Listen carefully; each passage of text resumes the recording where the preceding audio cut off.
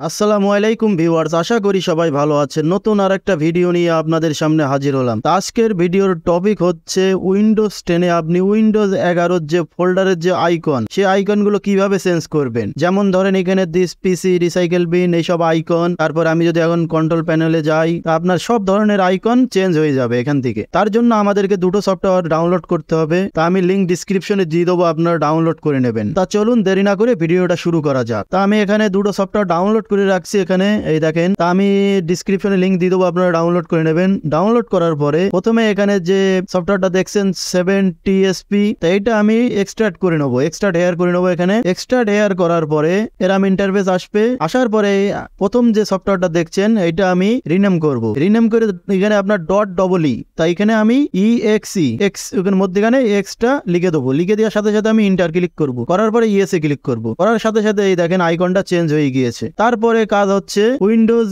11 icon, এই দেখেন Windows 11 icon theme. তা এইটা আমি আপনার এক্সট্রাক্ট হেয়ার করব। এখানে এক্সট্রাক্ট হেয়ার করার পরে আমি ফোল্ডারে ঢুকবো, উইন্ডোজ 11 আইকনে ফোল্ডারে ঢুকবো। ঢোকার পরে প্রথম যেটা দেখছেন, প্রথম যে ফোল্ডারটা দেখছেন, এই ফোল্ডারটা ওপেন করতে হবে। ওপেন করার পরে এখানে আপনি সবগুলো আপনি ব্যবহার করতে পারবেন এখানে। তা আমি এখানে ডিফল্টটা ব্যবহার করব। এখানে 2 নম্বরটা, এই দেখেন এখানে ডিফল্ট। তো ডিফল্টটা আমি এখান থেকে কপি করব। কপি করার পরে ব্যাকে যাব, ব্যাকে যাওয়ার পরে আবার ব্যাকে যাব, যাওয়ার পরে এখানে আমি পেস্ট করে দেবো। পেস্ট করে দেওয়ার পরে এই সফটওয়্যারটা রাইট বাটন ক্লিক করার পরে এখানে রিনেম করে নেবো। রিনেম করে এখান থেকে রিমুভ করে দেবো। রিমুভ যে লেখাটা আছে .remove, এটা আমি ডিলিট করে দেবো। দেওয়ার পরে এখানে আমি ইন্টার করে দেবো। তারপর ইয়েস, এই দেখেন এইটারও আইকন চেঞ্জ হয়ে গিয়েছে। তারপর আমাদেরকে কি করতে হবে, এই যে সফটওয়্যারটা আমি প্রথমে রিনেম করিলাম, তো সফটওয়্যারটা আমাদেরকে ওপেন করতে হবে। তা আমি ইয়েস এ ক্লিক করব। করার পরে এখানে ইয়েস এ ক্লিক করব। ইয়েস এ ক্লিক করার পরে এখানে আপনি দেখতে পাচ্ছেন এখানে অ্যাড এ কাস্টম প্যাক, এখানে ক্লিক করতে হবে আমাদেরকে। অ্যাড এ কাস্টম প্যাকে ক্লিক করার পরে আমি যে সফটওয়্যারটা ডাউনলোড করে রাখছিলাম সেখানে যাব, নিউ ফোল্ডার 11 যাওয়ার পরে এই দেখেন উইন্ডোজ 10 নিউ